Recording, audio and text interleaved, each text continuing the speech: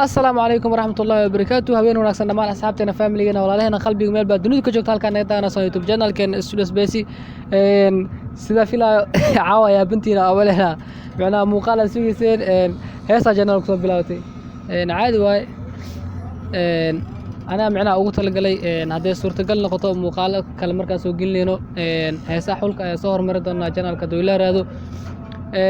sida arkaysaan ciwaanka ku soo aragteen taxaniin caawa Bebros xalqada 18aad taxanaad in badan asxaab far badan ayaa codsaystay awad ay loo soo galiyay waliba taxanaasi online ahaan ayaa loo daawan doonaa sida taxanaha Kulusman oo kale loo daabtay Alberson oo kale ayaasna loo daawan doonaa isbuuci hal maalin ayuu soo gali doonaa insha Allah Dowlaraado inkastoo taxanaha caawa soo daahay Berito Alberson ayaa soo gelinaya sidoo kale olol jecel waa soo gelin doonaa insha Allah Dowlaraado 3 kumi asawto hawas ayaa soo gelinaya sina insha Allah Dowlaraado sidoo kale dhanka Telegram-ka taxanooyinka way socdaan hadii aadan karinin habka online ahaan ka loo daabto taxanooyinkan igala soo xiriir WhatsApp numberka telephone numberka shaashada ayuu ku qoran yahay +2547003 waay linki hoos soo dhigi doono oo dhanka comment-ga soo dhigaya waa Bebros xalqad 18aad waay numberka ku soo qori doona insha Allah Dowlaraado